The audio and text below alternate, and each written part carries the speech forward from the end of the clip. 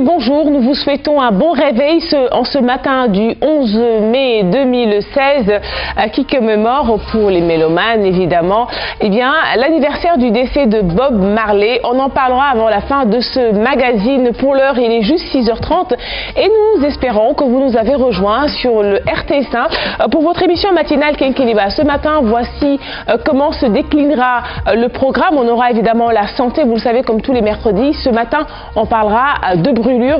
C'est extrêmement compliqué, surtout si on ne prend pas les devants pour donc parer à toute éventualité, surtout en cas de complications. Binta, bonjour. Bonjour Nafisa. Donc ce matin, tout sur la prise en charge du brûlé ou des brûlures. Voilà le thème de la chronique santé. À vos côtés ou à tes côtés, nous avons le plaisir, comme tous les mercredis, de recevoir notre coach en gymnastique, Tandara. Bonjour coach. Bonjour Nafi. Ce matin, c'est le fitness qui sera à l'honneur dans la chronique. Alors je ne sais pas si Binta est adepte du fitness, en tout cas, c'est extrêmement joli dans les salles de gym quand les femmes pratiquent le fitness. Et coach Tandara reviendra justement dans la page mise en forme. Ce matin, nous avons l'honneur d'inviter un journaliste, mais surtout un économiste spécialisé dans le domaine de l'art, responsable d'un think tank justement qui s'occupe non seulement de l'économie, mais aussi de l'art et de la création. Il s'agit de Monsieur Siressi. Bonjour Siressi. Bonjour Nafi. Merci d'avoir accepté notre invitation. Le plaisir est partagé. Alors, c'est dans le cadre de la Biennale et surtout du marché donc des arts de Dakar qui vient de se tenir. Et donc c'est en relation avec tout ça que nous aborderons ce matin à la question de comment finalement l'art peut jouer un rôle important dans la croissance économique. Je ne sais pas si Agne Badarakan est adepte donc de la collection des tableaux, parce que ça aussi ça partit beaucoup justement. J'aimerais bien, mais comme j'ai une petite bourse, mais ça ne... d'habitude les œuvres d'art coûtent excessivement cher. Je parle sous le contrôle de M. Si, il ne va pas me démentir. Oui. J'aimerais bien, peut-être maintenant ce sera à eux de nous inciter à acheter ces œuvres-là. Et bon, maintenant, comment faire? Peut-être que lui, il a la solution et il va répondre à mes questions tout à l'heure. En tout cas, dans beaucoup de pays, par exemple comme la Chine, vous prenez de grandes villes comme Pékin, Shanghai, je parle sous le contrôle de Monsieur Siressi, eh bien, les collectionneurs d'art, de tableaux, eh bien, sont cotés en bourse, n'est-ce pas? Oui, tout à fait, tout à fait. Disons que dans les pays occidentaux de manière globale, à travers l'Europe et les États-Unis, mais un peu aussi en Asie, il y a ce qu'on appelle un marché structuré des arts. Donc c'est ce qui fait que c'est un marché qui est aussi structuré comme ce qu'on appelle les commodities. Hein. Donc ce qui fait qu'effectivement il y a des places qui sont cotées en bourse et tout cela participe à une meilleure visibilité, à une meilleure cotation des œuvres d'art et partant même de la circulation des œuvres d'art à travers pratiquement cette zone-là. Ce qui fait que dans ces pays-là, on a très tôt compris que les arts pouvaient être un secteur à haute profitabilité économique, avec un rôle extrêmement important à jouer dans l'économie, à telle enseigne qu'ils l'ont encadré, ils l'ont structuré, oui. Et c'est tout le défi qui se pose aussi dans nos espaces africains aussi. Absolument, et on en parlera très exactement à 7h, comme on parlera aussi, toujours parlant d'économie d'ailleurs, nous rejoindra professeur Ousmane Bey, notre consultant économie ici à Kenkeliba. On parlera de la PME et de la PMI en tant que source de création d'emplois et de richesse. Ainsi ira l'actualité, mais aussi iront les chroniques ce matin. Et pour terminer le menu, la chronique Tendance parlera du Festigraphe côté mode. Nafi Sayer s'est intéressé à ces créateurs qui ont justement rejoint cet important festival de graffiti. Et puis le journal sera l'affaire de René Léon Fonseca. Nous n'en sommes pas encore là. Je vous propose d'ailleurs de démarrer avec la chronique horoscope et les signes Nafi Sayer. Bélier, la Vierge est décidément trop routinière pour vous. Vous avez beau lui proposer d'oublier son train-train quotidien, vous n'essuyez que des refus. Taureau, ne vous engagez pas avec le poisson. Que ce soit sur le plan privé ou professionnel, vous pourriez avoir de mauvaises surprises. Gémeaux, n'accusez pas son savoir. La balance vous semble peu fiable, certes, mais de là à lui coller toutes les fautes sur le dos, il y a des limites à ne pas franchir. Cancer, le Clément sera tendu entre vous et le Verseau. Il risque de générer des conflits qui s'enracineront si vous ne prenez pas le parti de calmer le jeu.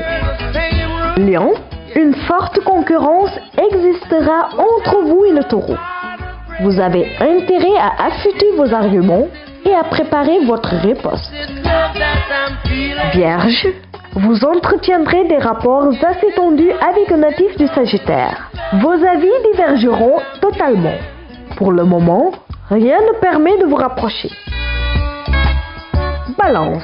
L'audace du Gémeaux vous surprendra et vous choquera. Vous ne saurez pas très bien comment réagir face à son étonnante aisance. Scorpion. Un Verseau risque de vous oublier.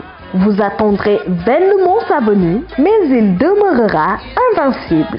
Intentionnel ou pas, ce lapin refroidira vos rapports. Sagittaire, cette semaine, avec le bélier, ça passe ou ça casse. Vous n'aurez guère l'occasion de remplacer les choses si vous vous êtes mal comporté. Capricorne, votre relation avec un taureau pourrait subir de sacrées secousses. N'insistez pas, vous ne feriez que renforcer ses résistances. Patientez. Verseau, un lion a pris la mouche et vous le regrettez. Cette semaine, vous avez la possibilité de reprendre contact et de rattraper le temps perdu. Poisson, le Gémeaux ne sera pas du tout d'humeur à faire des concessions. Vous devrez user de toute votre influence pour le convaincre de vous écouter. C'était tout pour votre horoscope du jour. Excellente journée.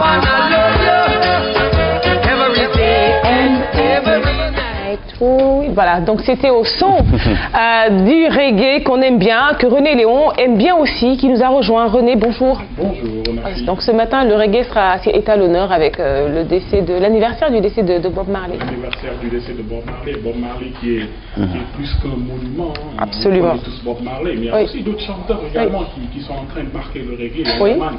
Je peux citer, tu connais Yajaman, non? Oui, qui? Yajaman. Yajaman, tu dis, hein? Yajaman. Bon. Yajaman. Tu me parleras de lui. Que j'aime bien aussi. Alors, est-ce que tu peux allumer ton micro et puis après, on y va pour ton flash, c'est tout de suite.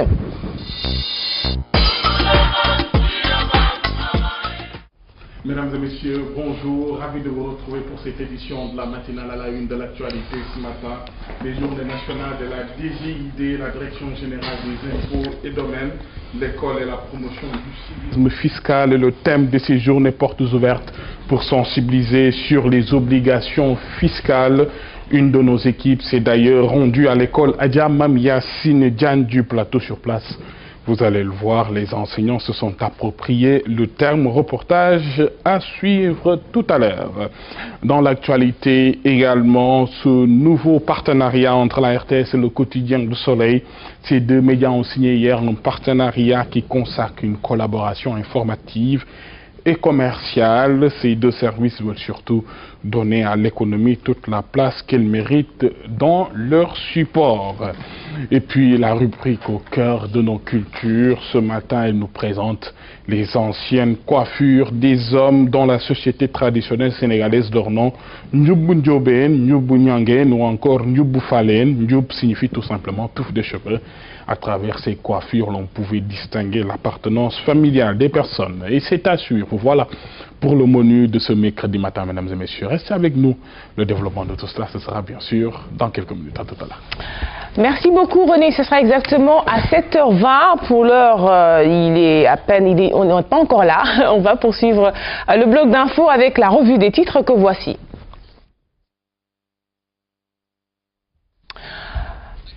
Voilà, donc une revue des titres qu'on va démarrer avec le quotidien d'information générale Le Soleil, journée nationale d'information. La DGID promeut le civisme fiscal, 1 milliard de francs CFA de recettes, 1000 milliards pardon, de francs CFA de recettes en 2015. Et puis ce partenariat dont René a d'ailleurs parlé dans son journal, Le Soleil et la RTS lancent l'émission Ecomag, justement une émission qui entre dans le cadre du partenariat entre la RTS et donc Le Soleil, on va dire deux grandes entreprises du service public. Et d'ailleurs donc M. Racine Talla qui s'est exprimé par rapport à cette initiative, une concrétisation d'un souhait longtemps exprimé car les deux supports ont toujours collaboré mais de manière informelle, dit le directeur général de la RTS et donc le collaborateur, donc Malik Sis, rédacteur en chef du Soleil Business, entend avec cette émission donner une image moins hostile à l'économie par une démarche pédagogique adossée toutefois aux principes généraux de cette discipline. Voilà une émission donc que vous pourrez bientôt suivre sur votre petit écran. On parle de ce blocus de la transgambienne après le verdict de la CEDEAO invalidant la Gambie, et c'est Sud Quotidien qui nous en parle. Eh bien, la classe politique serait pour le dialogue. La classe politique vote donc pour le dialogue, nous renseignent nos confrères, et plusieurs acteurs de la classe politique, ont la parole dans les colonnes de Sud Quotidien. Par exemple, Thierno Bokoum, porte-parole de Réumi. Il faut des négociations franches, sincères, dit le député. Moussa Sarr, porte-parole de la LD, dialoguer, mais en restant ferme dans la défense des intérêts du Sénégal. Babacar Gaye, porte-parole du Parti démocratique sénégalais, faire en sorte que le Sénégal et la Gambie puissent se retrouver autour d'une table. Et puis Abdoumbo, député de l'APR, la position du Sénégal est de travailler à régler ce problème par le dialogue. Voilà. La Tribune est sur ces révélations du président Macky Sall sur les 1200 soldats. C'est la Tribune qui nous en parle. Le Sénégal a envoyé des officiers en Arabie Saoudite. Voilà donc une info à lire à la une de la Tribune. L'Observateur, Dakar, avancée de la mer, 8 mois après la houle, le chaos perdure. Renseigne nos confrères qui ont fait une petite descente dans quelques zones de turbulence, on va dire ça comme ça. Anne Montagne, nous ne dormons plus que d'un seul œil, disent les populations. Thiaroye-sur-Mer, dégâts collatéraux, les robinets sont à sec, et puis Rufisque et Barnier, rien n'a changé. Voilà quelques infos à lire à la une de l'Observateur. Et puis toujours à la une, Youssou Ndour, lead vocal de Super Étoile, je suis loin de la fin de ma carrière. Sénégal Rec, numéro 1 des ventes sur iTunes. Voilà. Libération, Panama Papers, pas d'officiel sénégalais impliqué dans l'évasion. L'homme d'affaires, l'homme d'affaires Mamadou Sall parade aux îles Vierges. Et puis Anglo Gold, offshore sans limite. Et puis l'imam Sey de Kolda sera jugé aujourd'hui, nous renseignent nos confrères. Le parquet sort sa botte secrète. Enquête, acte de terrorisme, blanchiment de capitaux, Diokhane et compagnie à Rebus. Voilà des infos à lire, à lire à la une de Enquête. Et puis cette information qui va intéresser mes parents Poulard, notamment Anne Badarakan, reportage plantation de Soumboudou, la banane fait le bonheur de 7 villages. Voilà, c'est important, non, la culture de la banane. Surtout pour vous les Sérères.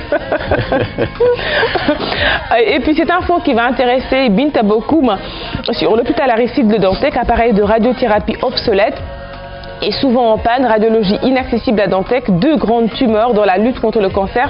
C'est Direct Info qui signe le dossier. Et puis ouverture du Festival international de jazz, l'américain Marcus Miller en vedette à Saint-Louis. On termine cette une des quotidiens avec Sunu Lamb, différents Baboy Homesen. La piquinité va-t-elle voler en éclats? Et puis Bombardier sur la touche, que vaut une saison sans le roi des arènes? Ainsi va l'actualité de nos quotidiens au Sénégal en ce mercredi 11 mai 2016. Merci d'avoir suivi cette revue des titres. Tout de suite, la chronique Gym avec notre coach Tandara. Ce matin, on parlera de fitness. Vous le savez, c'est une discipline, alors en tout cas c'est très couru dans les salles de gym dakaroises. Pourquoi? Certainement parce que non seulement ça permet une certaine remise en forme, après coach me dira pourquoi, mais certainement aussi parce qu'il y a de la musique, en tout cas il y a beaucoup d'entrain. Rebonjour coach. Rebonjour Nafi. Est-ce que j'ai trouvé? Oui, et bien sûr. Bon, c'est vrai que c'est le volet ludique, hein, oui. C'est ce qui caractérise d'ailleurs le fitness. Alors le fitness, c'est vrai, c'est une gym très aérobique et donc là une présence massive des lipides, d'où beaucoup d'oxygénation. Oui. Et je pense que c'est donc pour nous, en tout cas, une présence massive d'oxygène. Oui. Ça c'est important, surtout pour les gens qui veulent faire le fitness. Alors toute la semaine, coach, tu étais du côté de Anne, justement, donc c'est un espace en milieu ouvert, on va dire, et c'est là-bas, donc j'imagine que un profane peut faire cette activité, en tout cas. Mais tout à fait, tout à fait. Et d'ailleurs, vous me permettez simplement de revenir pour faire un petit flashback sur le fitness, oui. Puisque dans sa jeune histoire, le fitness est né aux États-Unis. Et c'était en 1968 inventé par le colonel médecin américain qui s'appelle Kenneth Cooper. Alors Cooper, lui, quand on pense à Kenneth Cooper, on pense naturellement au test Cooper, que ça certainement vous connaissez, et ou peut-être le Riffier Duxon, ou peut-être aussi au niveau des forces armées, ce qu'on appelle le COVAPI, c'est le contrôle obligatoire de la valeur physique individuelle. Et donc c'est une activité qui a connu une ascension fulgurante vers les années 90 et surtout en France, mais l'essor vraiment mondial du fitness se fit en Europe et particulièrement à Paris, où justement les salles sont prises d'assaut. Aujourd'hui au Sénégal, les salles également sont prises d'assaut, et surtout les femmes qui aiment ce style, c'est donc le stretching mais également le fitness, et simplement parce que ça vous affine le corps et donc cela vous fait du bien. Alors si vous le voulez bien, nous allons partir en milieu ouvert pour faire ce fitness, et tout de suite je vous laisse avec les coachs du parc zoologique de Hann. On est ici au parc d'Anne. Nous sommes le club uni par le sport. Le coach Elage du club uni par le sport. On est là de faire du fitness, en plus on fait du aérobic, en même temps on fait des steps. On est là, club uni par le sport. On est là pour tout le monde, c'est uni par le sport. On introduit tout le monde de venir ici pour travailler, gym, fitness, aérobic. On est là. On a fait un bel abonnement pour tout le monde.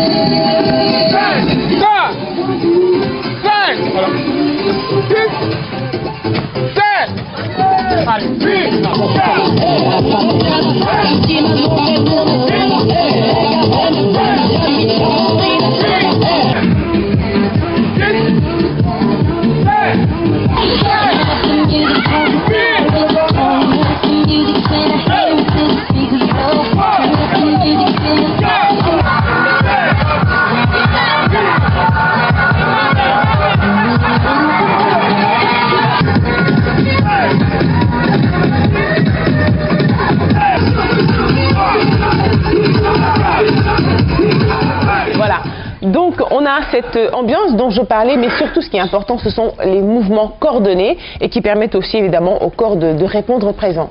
Oui, c'est vrai, puisque là, mais je note surtout ce côté ludique, puisque vous travaillez sans pour autant connaître, justement sentir cette fatigue.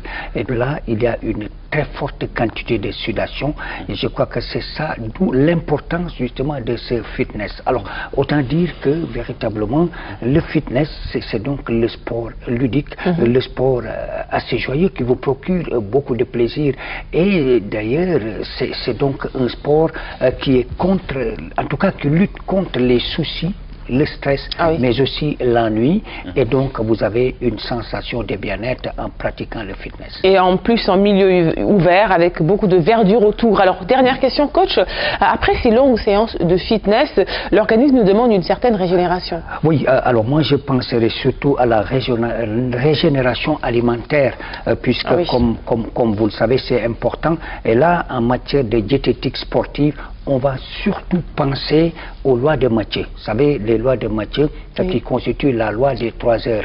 Et donc, avant de se lancer à l'activité physique comme le fitness, il faut surtout respecter ces lois des 3 heures, c'est-à-dire prendre le dernier repas copieux 3 heures avant cette activité.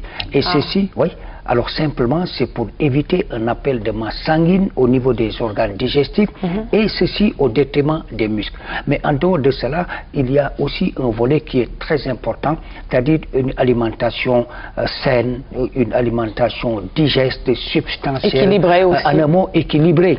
Et donc comme aime le dire souvent, Binta, une alimentation sans trop de sel, sans trop de sucre, mais également pas trop de graisse. Alors, il ne faudrait pas aussi oublier l'eau, puisque l'eau, c'est la seule boisson indispensable. Et lorsqu'on fait le fitness, il y a une perte subie en eau.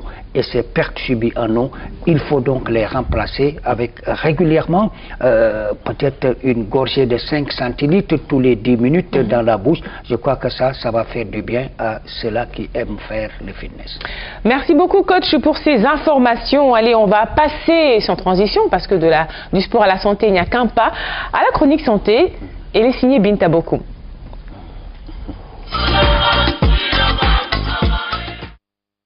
De brûlure, vous le savez, ce n'est pas une maladie, mais ça peut devenir, en tout cas, ça peut avoir des complications lorsqu'on n'y prend pas garde. Et ce matin, Binta va signer une chronique justement sous le signe, je vais dire, des brûlures comme ça. C'est bon signe? Oui. Comment ça va? Bonjour Nafissatou. Bonjour. Alors comment finalement, Binta, on peut arriver à guérir rapidement d'une brûlure? Guérir rapidement d'une brûlure dépend d'abord des premiers actes qu'on pose après une brûlure. Y a des brûlures qui sont dues par des liquides chauds ou par un objet chaud qu'on a pris. Et le premier geste au Sénégal, ce qu'on fait, c'est de mettre une pâte dentifrice. Ce n'est pas à faire. Ah bon? Non, ce qu'il y a à faire, c'est de verser beaucoup d'eau. Et de verser beaucoup d'eau. Pas d'eau chaude, hein? Pas d'eau chaude, non du tout. L'eau du robinet, c'est bon, d'accord. Ça peut aller, l'eau d'un canari peut aller. Si on peut avoir aussi de l'eau sortie du frigo aussi, c'est bien.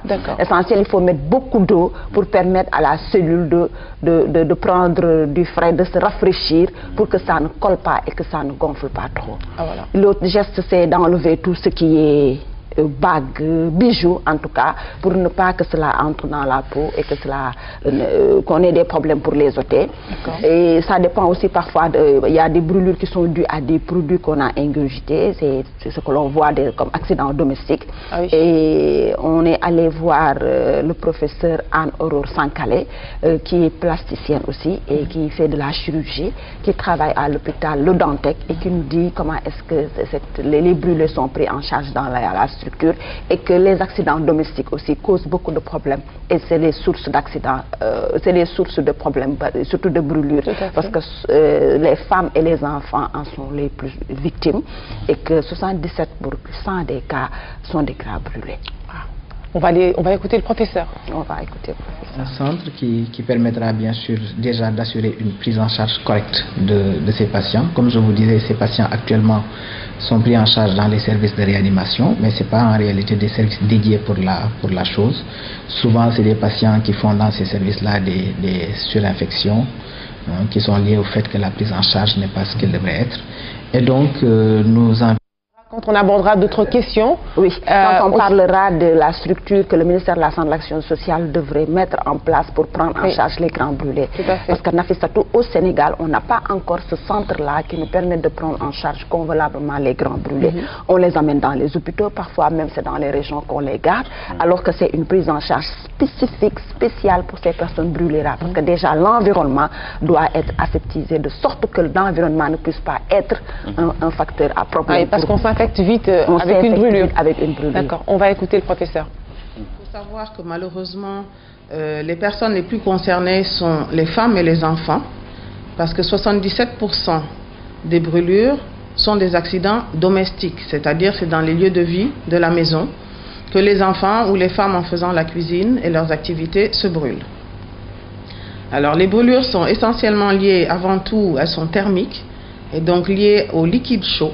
C'est-à-dire que les enfants soit tombent dans la marmite, soit la marmite se renverse sur eux. Ensuite, vous avez les brûlures par solide, les enfants qui saisissent par exemple des braises dans les fourneaux. Et puis, vous avez des brûlures par combustion, quand le vêtement de la maman ou de l'enfant prend feu, ou bien quand le matelas lui-même prend feu. Donc, ce sont les principales causes de brûlures. Après, vous avez des brûlures qui sont liées au travail, donc en accident de travail. Donc là, on aura souvent des grands brûlés d'ailleurs. Et on voit de plus en plus des brûlures chimiques par agression et les gens qui se font notamment avec de l'acide qui sont brûlés par acide. Alors vous savez que si la prise en charge initiale, c'est-à-dire quand le malade est brûlé en aigu, s'il n'est pas traité correctement, il va mal cicatriser.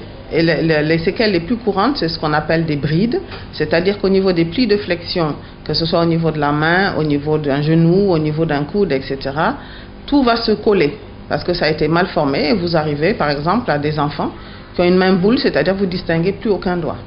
D'accord? Donc ça, ce sont des chirurgies qui sont longues, qui sont difficiles. Il faut souvent plusieurs opérations, ce qui n'est pas aisé. Alors on l'a vu avec les explications du professeur Anne-Aurore Sankale qu'il faut quand même une prise en charge et surtout on s'excuse pour les images parce que quand même c'est des images chocs, mais bon, il fallait quand même montrer que les brûlures, ça peut créer... en fait, déjà, c'est un drame social que d'être brûlé, mais surtout, si la chirurgie réparatrice ne va pas rapidement donc dans le bon sens, ça peut carrément défigurer la personne et changer sa vie. Et le recours précoce aux soins pose problème. Ici, quand on a des brûlés, on cherche des solutions miraculeuses ici et là. Des méthodes de grand-mère, finalement. Des méthodes de grand-mère. On en entend des vertes et des pas mûres. On a dit des choses qui n'existent pas et qui ne font qu'enfoncer la personne brûlée. Le premier geste, c'est de mettre de l'eau. Assez d'eau pour que la cellule puisse... Et ne pas frotter, on met juste de l'eau, d'accord. Même quand il y a les habits qui sont collés, il faut déchirer la partie qui reste et laisser la partie collée à la structure de santé qui saura comment faire pour enlever la peau, pour séparer la peau du vêtement sans qu'il y ait trop de dégâts.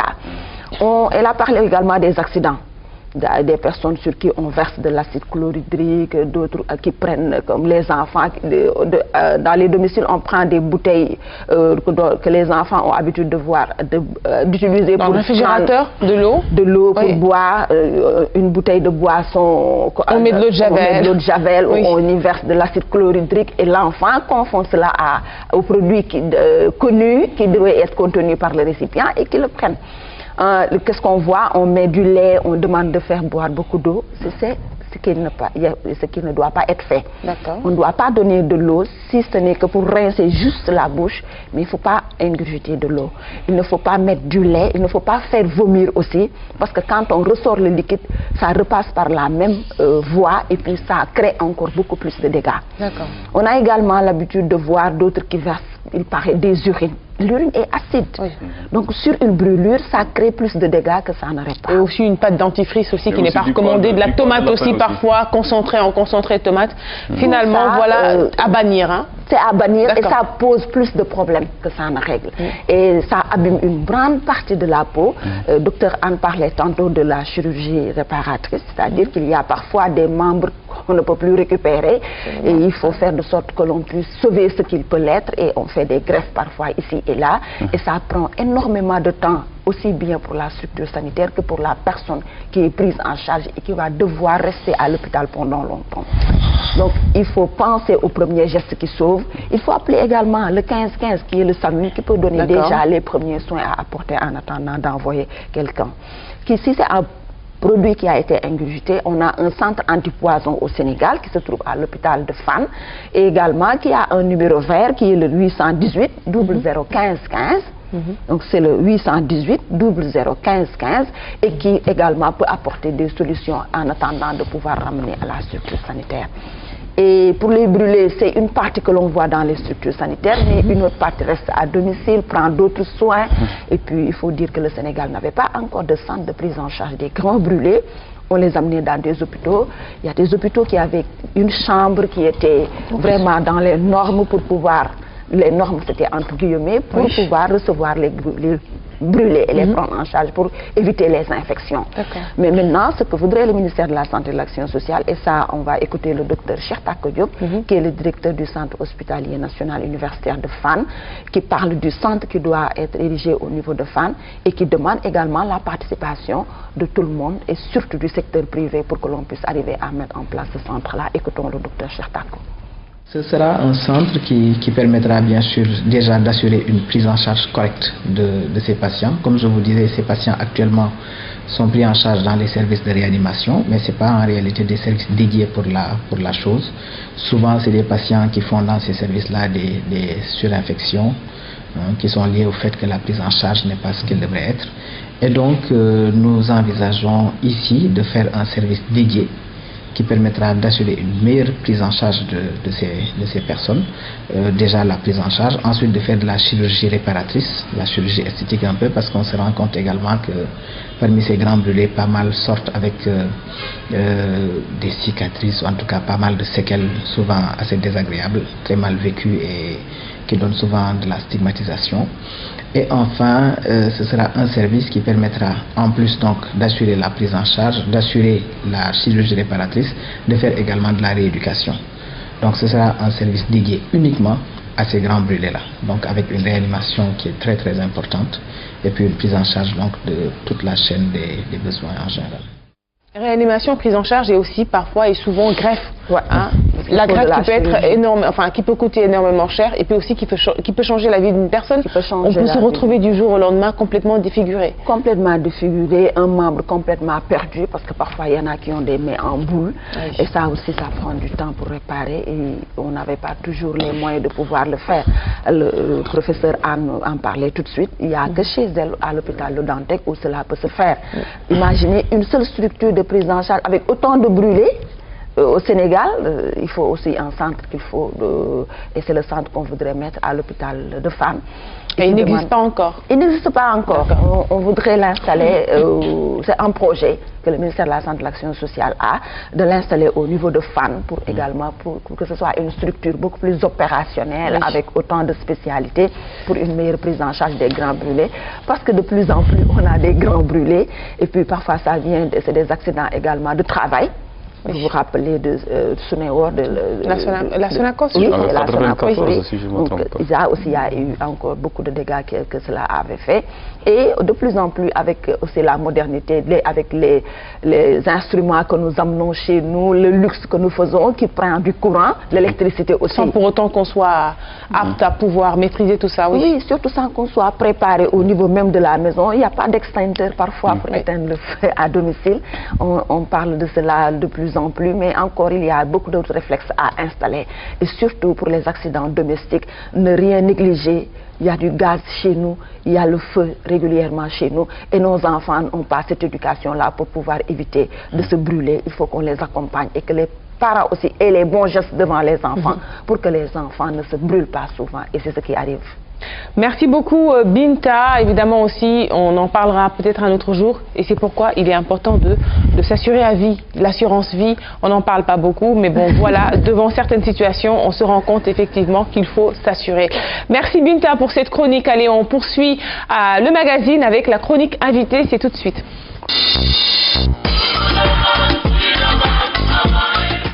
4 minutes, nous accueillons avec beaucoup de plaisir Monsieur Siressi, économiste, homme aussi des médias. Il est responsable d'un think tank qui s'occupe beaucoup d'économie, d'art et aussi de culture. Il va répondre aux questions d'Anne Badara Khan juste après avoir participé au marché des arts de Dakar. C'est vrai, le prétexte est bien trouvé parce que si on a jugé utile en tout cas d'inviter M. Si sur notre plateau, c'est pour nous parler de l'existence du marché de l'art ici en Afrique. La preuve, la première édition vient juste de se tenir en tout cas du marché de l'art africain ici au Sénégal. C'est dire donc que le chantier est immense pour installer un réel marché de l'art ici en Afrique. À l'heure actuelle, quel est l'état des lieux, M. Si? Voilà, l'état des lieux, c'est qu'il existe un marché des arts en Afrique de manière globale, mais il est à l'état embryonnaire. Okay. Il existe un marché des arts en Afrique, mais c'est un marché qui n'est pas structuré. Alors si nous faisons la comparaison par rapport à ce qui se fait à l'Occident, on est très en retard. Mais comme je dis souvent, l'Afrique n'est pas dans le tempo pour rattraper qui que ce soit. L'Afrique vit son propre tempo. Et le fait même de ne pas pour le moment être très connecté par rapport à ce qui se passe sur les marchés mondiaux peut constituer aussi une chance pour l'Afrique parce qu'aujourd'hui nous avons la possibilité de définir par nous-mêmes quels sont les segments de profitabilité qu'on va attaquer ce marché-là. Donc ce qui fait qu'effectivement il y a un marché de l'art parce que nos artistes parviennent tant bien que mal à vivre de leurs œuvres, à vendre leurs œuvres, que ce soit dans les marchés domestiques, dans nos pays, mais aussi en Afrique et dans le monde. Et de plus en plus, il y a une tendance qui est en train de s'affirmer, c'est qu'avant, les plus grands collectionneurs, c'était des Occidentaux. Maintenant, de plus en plus, ce sont des Africains qui achètent des œuvres d'art. Et ça, c'est extrêmement important. Et quand vous allez sur les places mondiales, que ce soit à New York ou que ce soit à Londres, de plus en plus, ce sont des artistes africains, notamment des anglophones, ceux de l'Afrique du Sud, du Nigeria, qui donnent un peu le tempo dans ce qu'on appelle l'actualité des arts contemporains, un peu sur le Canada. Ça veut dire que, effectivement, tout le potentiel est là, tout le génie est là, toute la matière est là. Il suffit juste que nous nous organisions davantage pour en tirer un maximum de profit. Les pays anglophones, de manière globale sur le continent, ont compris cet enjeu. Malheureusement, ce sont les pays francophones qui n'ont pas encore compris. Parce que il y a le rapport historique que les pays francophones ont eu par rapport à l'art qui ont un peu faussé le rapport. Ce qui fait que, dans ces perspectives francophones, l'art n'est pas un secteur économique en soi. C'est-à-dire que l'art, le milieu des arts et de la culture, n'est pas un secteur à même de créer de la richesse. Contrairement aux pays anglo-saxons où on a très tôt compris. Je vais vous donner une anecdote. Quand il s'est agi d'organiser la deuxième édition du Festival mondial des arts nègres, après 66, la deuxième édition devait se tenir au Nigeria en 77. Et quand une délégation sénégalaise est partie au Nigeria, les gens lui ont dit « It's about business ». On n'est pas dans la poésie. C'est vrai qu'on est dans le discours philosophique, idéologique de l'art, esthétique, anthropologique, tout ce que vous voulez. Mais aussi, il s'agit impérativement de business. Et c'est ça qui a un peu amené, qui a un peu brisé l'élan. Donc, ça veut dire qu'aujourd'hui, c'est tout le défi qui se pose à nos gouvernements, de comprendre qu'aujourd'hui, le secteur des arts et de la culture est aussi déterminant que le secteur agricole, que le secteur de pêche, que les industries, etc. Et que ce secteur-là peut non seulement rapporter beaucoup aux caisses de l'État, mais aussi aux acteurs qui se meuvent dans ces professions pour que ça soit véritablement ce qu'on appelle des déterminants de la croissance économique. Mais pour tirer davantage, en tout cas, profit de ce potentiel-là que nous offrent les arts d'une manière générale, il faudrait plus d'expositions. Malheureusement, elles sont guère nombreuses ici en Afrique, surtout au Sénégal.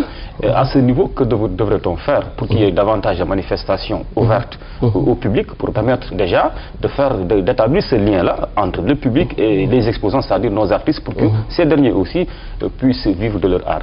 Tout à fait. Souvent, c'est l'erreur stratégique que nos gouvernements font. Parce qu'ils pensent que la question va se régler à travers des expositions, à travers des événements. C'est pas ça la bonne solution? Non, je dis, c'est pas question que c'est pas la bonne, mais il y a une meilleure affaire. C'est-à-dire qu'avant même d'aller vers l'activité en tant que telle, il faut d'abord penser à une stratégie, à une politique. Si vous n'avez pas une stratégie, vous n'avez pas une vision, si vous n'avez pas une ambition par rapport à un secteur global, vous pouvez faire des activités, mais des activités ponctuelles qui ne s'inscrivent pas dans la durée. Deuxièmement, il faudrait mettre en place ce qu'on appelle un écosystème qui est à la fois des lois, mais des infrastructures pour pouvoir le faire. Et c'est peut-être là où je vais revenir sur l'organisation même de la Biennale. Et l'exemple que vous venez de citer, la Biennale en est une parfaite illustration. Voilà, depuis 1992 que nous organisons la Biennale de l'art contemporain africain à Dakar, sans pour autant disposer d'un musée d'art contemporain. C'est une aberration. Voilà pratiquement depuis 1992 que nous organisons la Biennale sans pour autant l'adosser à ce qu'on appelle un marché de l'art. Ce qui fait que fondamentalement, tous les 2 ans, on se réunit entre initiés, on parle des arts et de la culture dans son versant idéologique, philosophique, esthétique. Et dans l'après-midi, pratiquement tous les artistes se retrouvent au point de départ. Donc ce qui fait qu'aujourd'hui, nous pensons que le moment est venu déjà pour que le gouvernement du Sénégal puisse faire un break pour repenser même le business model de cette biennale qui effectivement peut nous valoir énormément de satisfaction parce que déjà nous avons à nous insérer dans ce qu'on appelle l'agent culturel, l'agenda international culturel dans le métier des arts. Parce que les grands événements, ça se passe en Occident de manière globale. Il y a la Chine qui est en train de monter en puissance. Et dans ces zones en Occident, quand ils parlent de l'Afrique, ils pensent que l'Afrique, ça se résume à l'Afrique du Sud. C'est parce que c'est l'Afrique du Sud qui a eu à faire un certain nombre d'activités. D'où possibilité pour nous, à travers ce biennale-là, de le positionner dans nos espaces francophones comme étant l'activité qui va suivre l'agenda mondial quand les gens seront en Afrique. Après Afrique du Sud, ce sera Dakar pour véritablement faire éclore au marché. Alors là, vous parlez de l'intervention en tout cas étatique pour booster en tout cas le marché de l'art ici en Afrique, surtout par exemple, surtout pour le cas qui nous intéresse, le Sénégal. Mais partout ailleurs, on voit plutôt des mécènes. Surtout les banquiers, les grands hommes d'affaires, c'est eux-là qui portent le secteur du marché de l'art. Est-ce qu'ici au Sénégal, vous ressentez ce dynamisme? Oui, on sent ce dynamisme, même si il faut dire que nous avons aussi nos réalités un peu sociologiques. Je vais vous donner un exemple. Vous pouvez trouver un grand collectionneur qui peut venir vous acheter un tableau à 2 millions, mais il vous demandera de ne pas porter l'information publique parce que peut-être que dans sa famille, il y a etc. Donc ça aussi, c'est des... Il y a des gens qui en ont plus besoin. Voilà, qui en ont plus besoin. C'est pour ça que dans la stratégie que nous devrons mettre en place, les institutionnels occupent une place extrêmement importante, surtout dans la mesure où, de plus en plus, l'œuvre d'art est devenue une valeur refuge. Parce qu'on est dans un contexte de crise économique qui fait que les investisseurs mettaient un peu leur argent dans les titres, les obligations et les actions. Maintenant, face à une crise financière qui ne s'est pas encore estompée, les gens sont en train de chercher des valeurs alternatives. Et en ce moment-là, après la joaillerie, l'art, l'œuvre d'art est devenue véritablement une valeur refuge qui fait que même les États, dans leurs réserves, les monnaies en termes d'œuvres d'art, les grandes banques, les institutionnels, les assurances, etc. Et aujourd'hui, le constat qu'on a eu à faire, c'est qu'en Afrique, ce sont généralement les fondations, les grandes entreprises qui sont devenues les plus grands collectionneurs. Et là aussi, je voudrais intervenir, c'est que l'art précède à ce qu'on appelle le facteur politique. C'est-à-dire, il ne pourrait pas y avoir de révolution, la révolution française, la révolution des droits qui a donné naissance aux droits de l'homme, s'il n'y avait pas ce bouillonnement des arts et de la culture, qui ont eu à poser des véritables problèmes, qui ont fini à, que ce soit les écrivains comme les artistes, la peinture, qui ont eu à redéfinir le rapport que nous avons déjà par rapport à soi, par rapport au nous et par rapport au monde. Donc pour autant, l'art et la culture précèdent le facteur politique, pour autant l'art et la culture suivent le facteur économique. Je m'explique. Depuis les années 2000, l'Afrique est devenue à la fois la direction et la destination des investisseurs mondiaux. Les gens viennent ici en Afrique. Mais qu'est-ce qu'ils viennent chercher en Afrique? Ce sont les matières premières qu'ils viennent chercher en Afrique. Et qu'est-ce que nous cherchons souvent vers eux? C'est les produits manufacturés. Mais nous ne leur vendons pas. Eux, ils viennent acheter chez nous, mais malheureusement, nous ne leur vendons pas. Et c'est là où nous avons la possibilité de leur vendre des produits et biens culturels qui ont une forte valeur ajoutée. Aujourd'hui, le temps est venu pour nos gouvernants, pour nos politiques, de pouvoir comprendre que pour autant il est déterminant d'avoir un secteur agricole qui marche, d'avoir un secteur des mines, un secteur du pétrole, un secteur etc. Pour autant, l'art et la culture peuvent résorber deux choses. Déjà en termes d'employabilité, vous avez le secteur des arts et le secteur économique, parce que moi je l'approche dans un angle purement économique, et le secteur qui a le plus fort taux d'employabilité. Je vais vous donner un exemple. Quand vous prenez le secteur financier, vous avez 4 sous-secteurs. Vous avez les banques, les assurances, les institutions de microfinance, et le capital investissement, disons-nous la bourse. Vous avez 4 sous-secteurs. Prenez le secteur des arts. Quand vous prenez ce qu'on appelle les arts scéniques, vous avez déjà 3 sous-secteurs. Vous avez la musique, la danse et le théâtre.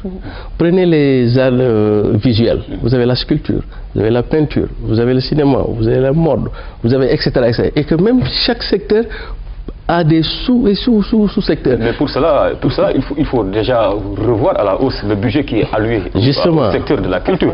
Au Sénégal, par exemple, quand on prend l'enveloppe globale, en tout cas, ça fait même pas 1%. Voilà. Et quand on parle de culture, on pense à la musique. À ce niveau, avant de penser maintenant à autre chose. Et on va terminer par là, rattrapé par le temps. Une question très essentielle. Voilà, tout à fait. Et c'est là où il y a véritablement des choses à faire. Aujourd'hui, le modèle d'administration des arts et de la culture n'est plus un modèle viable. On est dans un contexte de ce qu'on appelle la mondialisation et de la compétition des nations. Aujourd'hui, même en termes de gestion des terroirs, on va vers ce qu'on appelle la décentralisation, la déconcentration, etc. Et même si vous faites un benchmark, vous vous retrouvez compte que les pays qui s'en sortent le mieux dans la compétition globale, ce sont les pays de type fédéral. Donc aujourd'hui au Sénégal, le grand problème, on est dans l'administration de la culture. Or, ce n'est pas un modèle viable. Le modèle viable serait été d'avoir un ministère de la culture à qui on donne les enjeux de culture dans son versant durée et diversité, et de mettre à côté une agence nationale des arts à qui on va transférer tous les enjeux économiques et financiers dans le secteur des arts et de la culture. C'est à ce moment-là que cette agence, dans la même dynamique qu'on a l'APIX qui est dans un flux entrant pour amener les investisseurs, on peut avoir une agence des arts qui serait dans un flux sortant pour pouvoir faire exporter nos biens et produits culturels qui à ce jour sont les meilleurs produits made in Sénégal aussi, il faut le dire. Allons-y rapidement, Michel Si. On sait en tout cas que le marché de l'art est un terreau fertile pour le blanchiment. On en voit des exemples tout le temps, surtout sous certains cieux. Ici au Sénégal, au moment où vous semblez prôner la mise sur pied d'un marché de l'art fort, quels sont les garde-fous que vous préconisez pour qu'on puisse se prémunir, par exemple, du blanchiment? Bon, déjà, il faut dire que dans tout secteur où il y a un mouvement de capitaux extrêmement important, peut être source de blanchiment de capital. Ça c'est un fait. Deuxième fait, c'est que dans le secteur des arts, il y a ce qu'on appelle les certificats d'authenticité, qui peut être une mesure extrêmement importante pour lutter contre effectivement ce qu'on appelle les blanchiments. Mais vous savez, les techniques de blanchiment des capitaux, ce n'est pas des techniques statiques, c'est des techniques dynamiques. Donc à chaque époque, en plus que les innovations technologiques montent, la sophistication des montages financiers monte, c'est un processus aussi. C'est d'ailleurs là où, dans ce secteur-là, on devrait y retrouver à la fois des artistes, mais aussi des économistes, des sociologues, des économètres, etc., pour pouvoir que ce ne soit pas un secteur pluridisciplinaire à même de pouvoir régler les enjeux à différents niveaux. Merci beaucoup, Jessie. Merci beaucoup, Monsieur Siressi. Évidemment, dans ce mouvement de business dont parlaient les Nigériens, il ne faut pas aussi oublier le facteur créativité qui compte beaucoup, qui joue beaucoup. Et j'espère que l'économie ne tuera pas la créativité artistique de la culture africaine de manière générale. Peut-être dans la deuxième partie, avant la fin de cette émission, on pourra aborder cette question. Merci beaucoup d'avoir suivi la chronique invitée. À suivre, je vous l'annonçais, la chronique économie avec notre spécialiste, notre consultant économie tous les 15 jours qui revient sur une notion. Ce matin, la PME-PMI, source de création de richesse et d'emploi. Et puis aussi à suivre le Festigraphe sous l'angle de la mode avec Nafisa Yarpour. Je vous propose une petite pause musicale.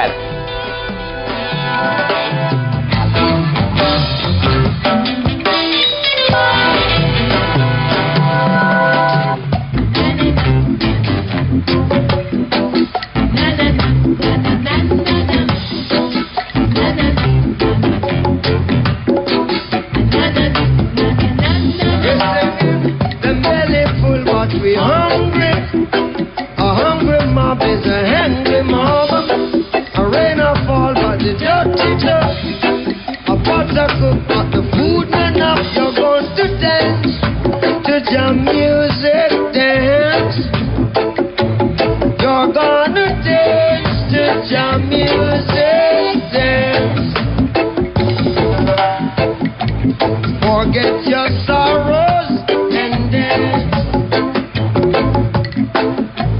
Forget your troubles and dance. Forget your sickness and dance and dance and dance. Forget your weakness and dance. Cost of living gets so high, the rich and the poor they start to cry. But now the weak must get strong. They're singing, oh, what a tribulation! And the belly full but we hungry. A hungry mob is a hungry mob. A rain or fall but they don't get up. A pot of cook but the food not enough. You're going to chop to jam music. We're chucking. Oh, we chucking to jam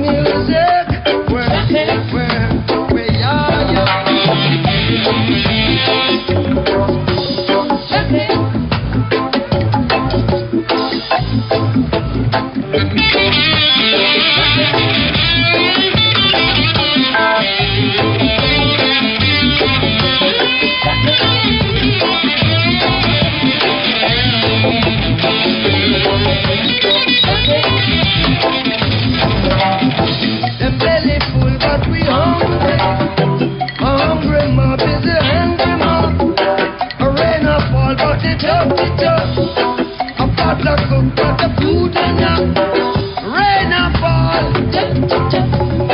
Pot of cook, rain and fall. Pot of cook.